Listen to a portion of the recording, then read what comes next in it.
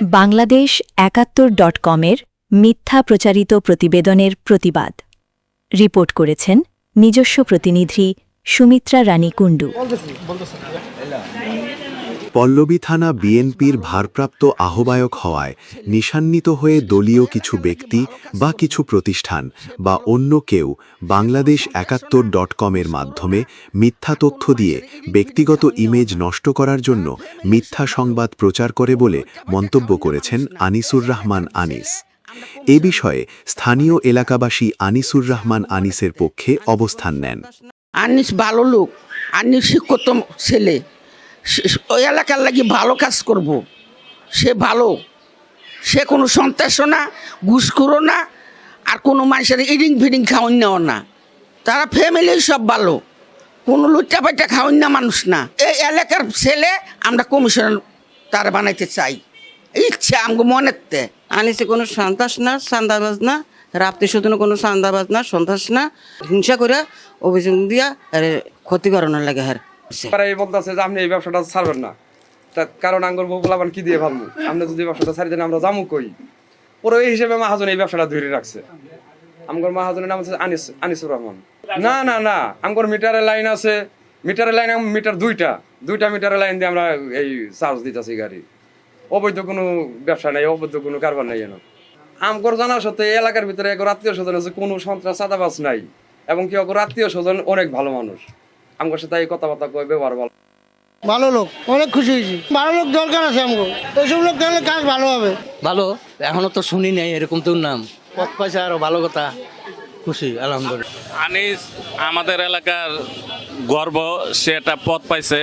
আমরা যদি তার কমিশন হিসেবে পাই তাহলে আরো খুশি হব, কেননা আমাদের এলাকার সবাই জানে আনিস একটা ভালো লোক। আমিনুল সাহেব আছে, সেও ভালো লোক। আর যদি আনিস যদি কমিশন হয় তাহলে আরো ভালো হবে। আনিস উনি লোক ভালো, অনেক নেতা হিসেবে অনেক শিক্ষিত। এই দেশে হের মতো, এই এলাকা আমগো এলাকায় হের মতো মানুষের উন্নত করার মতো সম্ভব। আমরা সবাই জনগণ হেরে চাই। আমরা অনেক ভালো আছে, এমনি তো ভালো, অনেক ভালো। আবার ফের মনে করেন যে সবাই দেখাশোনা করে। আলহামদুলিল্লাহ, এখানকার স্থানীয় উনি দীর্ঘদিন রাজনীতির সাথে জড়িত এবং বিশেষ করে সমাজসেবার সাথে জড়িত আছেন। জি, ব্যক্তি হিসাবে ইনশাল্লাহ কিনাকা অনেক ভালো মানুষ, আমাদের খুব কাছের মানুষই। আপনারা আশা রাখি যেন কিনাকা পরিস্থিতি আরও অনুকূলে থাকে এবং ভালো থাকে আর কি, রাজনৈতিক কর্মকাণ্ডগুলো যেন এগিয়ে যায়। না, আমরা এরকম কোনো পরিস্থিতি দেখিনি বা কিনাকা চোখে পড়েনি আর কি। উনি আসলে আমাদের এলাকার একজন সম্মানিত ব্যক্তি। ওনার মানে আমরা এলাকা থাকাইলে ওনার নামে এরকম কিছু দেখিনি। আর উনি কোনো অন্যরকম কোনো খারাপ কাজের সাথে জড়িত না। আর একটা গর্বের বিষয়, আমাদের বাউনিয়াবাদের উনি বাউনিয়াবাদের হয়ে আজকে বড় একটা পদ পাইছে, এটা আমাদের বাউনিয়াবাদের জন্য একটা খুব খুশির বিষয়। এই জন্য আমরা গর্বিত। আনিস ভাই আল্লাহর মতো ভালো, পূর্বকালের পরিচিত পার্সেন্টেজ থেকে আমার অনেক ভালো আমি মনে করি। তবে এর বিরুদ্ধে মিথ্যা মামলামূলক লাগায় সে একটা নির্বাচন করবার আশা করছিল জনগণের খেদমত করার জন্য।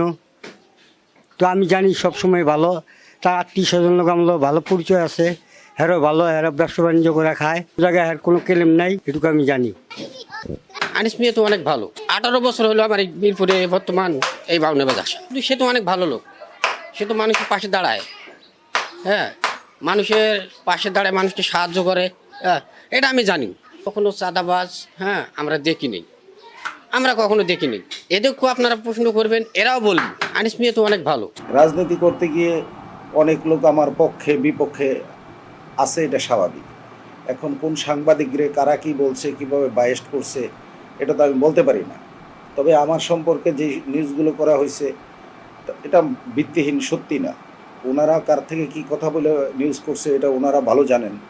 কিন্তু এই এলাকার মানুষ, এই এলাকায় যারা জাতীয়তাবাদী দল করে, বিএনপি করে, তার অঙ্গ সহযোগী সংগঠন করে, পল্লবী রূপনগর, সকলের কাছে আমার গ্রহণযোগ্যতা এই পল্লবীর মধ্যে সবচেয়ে বেশি সকলের কাছে।